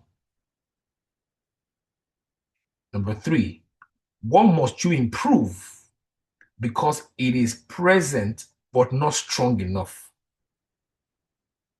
And number 4, what can you integrate? What must you sustain because it is working and should not be neglected? Now, these are simple questions, but they are powerful when you answer them honestly. And they move this evening session from inspiration to execution. This portion of this last set of minutes in the meeting is very critical. And so, my friends, I also want you to know that you cannot come back in December to tell us that you have improved. You know why? Improvement requires evidence. You cannot just say that, hey, I've done it. There should be proof. So if clarity has improved, for example, your priorities become more defined. If capability has improved, what will happen? Your work will become stronger. If process has improved, delays and mistakes will reduce. If your behavior has improved, reliability and maturity will rise. If your decisions have improved, then the better consequences will follow all the things you've been doing. If relationships have improved, then trust and collaboration will deepen. If energy has improved, then your results will become sustainable. If your resources have improved, then you will not be wasting visibly, your wastage visibly reduces. And if your standards have improved, your output quality will be rising. And if your reflection has improved, then you have few or reduced repeated mistakes. So my friends, intention is the beginning, as we started this year with. Evidence is the proof that you are growing. So you've got to bring proof to the table. You no get evidence, you go shalaye tire. How did they say this? Evidence no day. You go explain tire. So my charge to you as I close. This is my charge to you. This is my charge to you. Small gains compounded can change the year. Look at this graph. This was what I was talking to you about.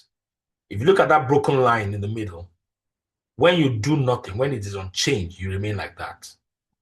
But when you reduce your change, a minus 1% drift each week, minus 1% drift each week, look at where it's taking you to. You've got less than 26 weeks to do for the rest of the year now, less than 26 weeks. But look at the plus 1, plus 1% better each week. So the goal is this, it is direction. Improvement rarely announces itself. Sorry, excuse me. Improvement rarely announces itself loudly. Results form quietly before they become visible. Small changes, small changes, small changes. So my friend, pursue improvement and not appearance. Don't try to look rich, be rich. Be rich. Don't try to look intelligent or sound intelligent. Ensure that you are intelligent. My second charge to you is this. You need to take personal responsibility for improvement. Improvement is personal before it is public. See, people can support you or train you, advise you, encourage you, but there's a part that no one can do on your behalf. No one can learn for you. No one can manage your emotions for you. No one can protect your time for you. No one can say, stop scrolling through the phone. If you like scroll. If you like scroll, be watching TikTok, be watching everything. No one can reflect on your life for you. Nobody can. No one can discipline your habits for you. No one can make your decisions for you. No one can raise your standards for you. No one can sharpen your focus for you. Responsibility is not blame. Responsibility is ownership. When you say somebody is responsible, a responsible person is not the person that points accusing fingers at what has not been done well. A responsible person is the one that takes ownership of an outcome, no matter how good or bad it is. So serious people improve with limited time, whether it's under pressure or whether they are carrying multiple responsibilities. And that's what we call mature. A mature person will improve with limited time, with pressure, and with plenty of responsibilities. So it is not an excuse not to get things done.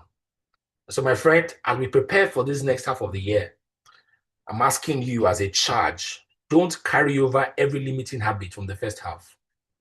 You have identified them now, don't carry them over. Don't carry over patterns that are weakening your outcomes. You know the things, that areas that are weakening your outcomes. And they don't carry over what I call normal, that has been reducing your effectiveness. It's normal now. It's normal. It's normal. Everybody does it.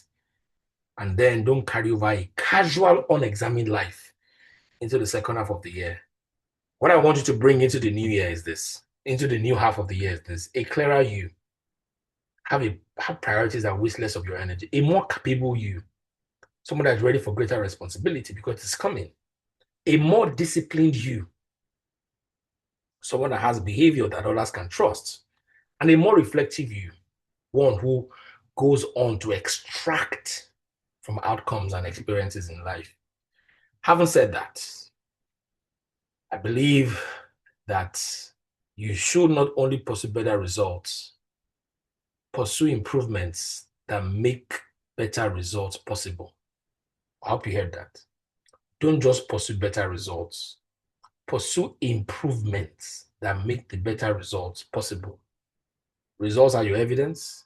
Improvement is the pathway. So my friend, it's July 25 today. Yes, the second half is still full of possibility. There is still a lot of time to correct, to build, to recover, to strengthen, to reposition, to learn, to execute, and ultimately to finish well. So I'm going to say to you 7 things. Number 1, choose the areas, write them down, build routines around them, seek feedback, track your progress, review your results, and stay committed. By the end of the year, let there be proof that you reviewed, adjusted, improved, and produced better results. So I believe this is where we draw the curtain for tonight. Is there anything more on my slide? Yes, thank you for being part of the review.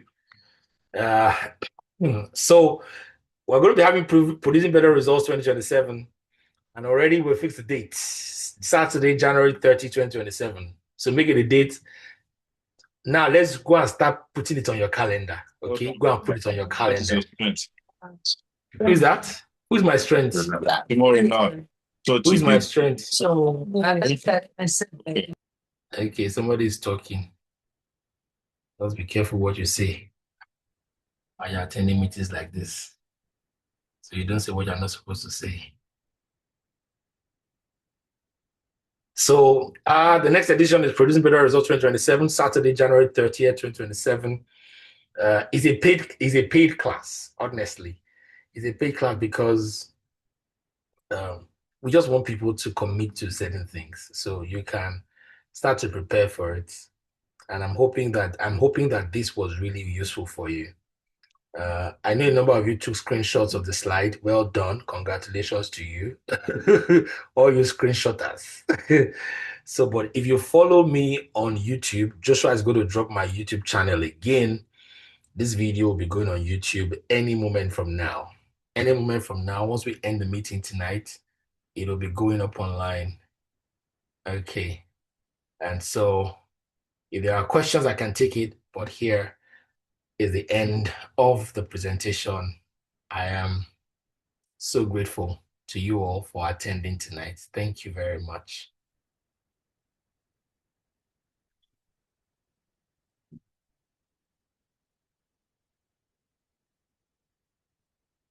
Thank you very much. Thank you. Thank you. Doc, I was expecting that you will ask a question. If you didn't ask me, I would have asked you. Okay, so let me say thank you once again. This is deep and apt. Thank you for our, putting us on our toes for the remaining part of the year. And Right. honestly, we are going to work. Part of why I was looking for you, really. And then, so anyway, but I know we will still have that meeting. I want us to have a conversation. Okay. And We'll have so, it. now I have an issue. So how do you, because sometimes we have too many things in our buckets. And so we want to do this, we want to do that. And I want you to really throw light on focus so that we can really have that clarity and achieve. And by the end of the year, even if it is on one thing, we should be able to say, okay, at least I've achieved this. Because honestly, there's quite a lot. So I wanted to really talk briefly on focus. Thank you. Right. Thank you. Steve, do you want to ask your question or you want to wait for me to respond to this one? Perhaps it's related. Steve, go ahead. Your hand was up. Yes, sir. I think you should answer and then I'll ask. It's not related, sir. Okay. All right. Great. All right. So there are 7 areas of life. And I'm going to, I think for those who have been following our sessions a lot, you will remember that we always share 7 areas of life. The first area of your life is your spiritual life. The second area of your life is your emotional life. The third is your intellectual life. The fourth is your social life. The fifth is your professional life. The sixth is your financial life. And the seventh is your physical life. Now, these 7 areas of life, they help you determine, they're the things that make you feel life. I mean, this is your life.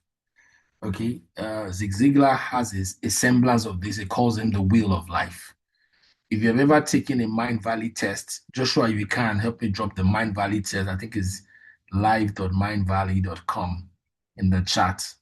If you take the Mind Valley test, that Mind Valley test, the free test, it allows you to also see which areas of life requires improvement. So the area of life that is pointing towards where you want to have your greatest improvement are the areas I think you should prioritize. Everything is important, but we need things that are going to yield for us. So that's one way to look at it. The second way to look at it is, what are the things that are foundational or fundamental? You know, sometimes you want to make money, but you have not done certain things. There are some things that must come before the other. So I think we should pay attention also to say, I want to, if I improve in this area, my improvement in this area will impact these other areas. I think that's how we should look at it from that perspective. Okay, thank you, Joshua. I hope you checked this thing that you dropped here, life.mindvalley.com. Okay, so that's what I think. You can look at it from those perspectives. Take the Mind Valley test. It's a very, very instructive test. I've been taking that test since 2010 or 2011. So, and I don't think there's any year I don't take it again, just to see how far I'm going. It helps you as a guide for many of the things that were said tonight. And it will really help you a lot to see where you need to pay attention. It measures your life from 12 to 13 areas. I just mentioned 7 to you. It measures it from 13 areas. And if you will pay attention to it, you will see where you should be pushing more effort. Okay? Thank you, Doc. Steve, it's your turn now.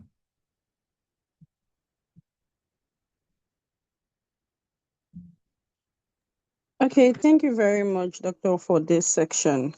Right. I have noticed, I didn't join throughout, but some of the things I heard were really impactful, and already drawing a roadmap on how to figure out where I got low marks. But my question is, some of this area of improvement have strong external um impacts. So, for instance, I want to work on my energy, but I'm on a managerial role that can call me at any time because there's a particular situation that just arose and I had to attend to it. But this is me setting a standard that, oh, after, let's say, 5 o'clock or 6 o'clock, I'm not going to take any calls, I'm not going to join into any meeting, but work calls, and I have to go into that meeting, and then maybe it's telling on my energy the next morning because then I have to go to work the next morning.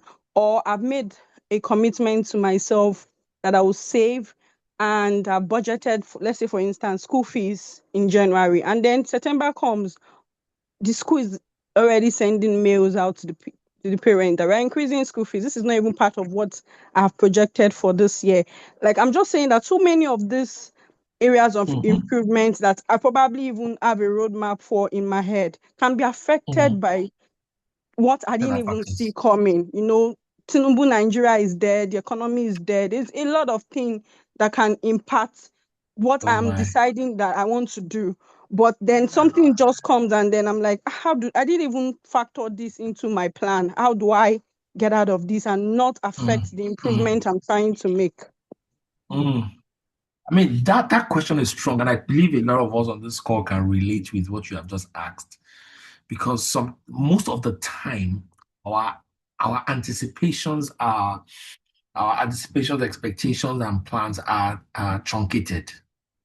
They are truncated with interruptions and all of those things. You know, all of a sudden the cost of fuel goes up, and then what you want to save money for has been impacted. Everything just gets impacted.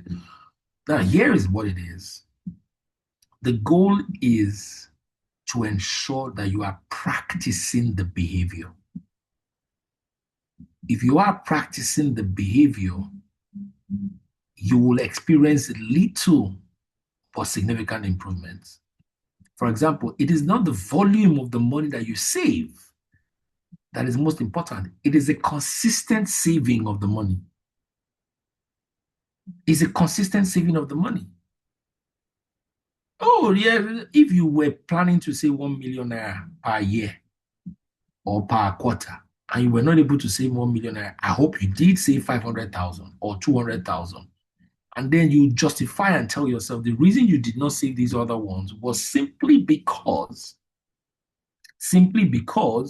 you had other responsibilities. Okay? And so if you had other responsibility that took away your volume, at least they did not stop you from practicing the habit. Oh, you want to deplete, you want to ensure your energy is preserved. Oh, I think you need to pull a plug on when people call you. For what, as far as it's not a life or death situation.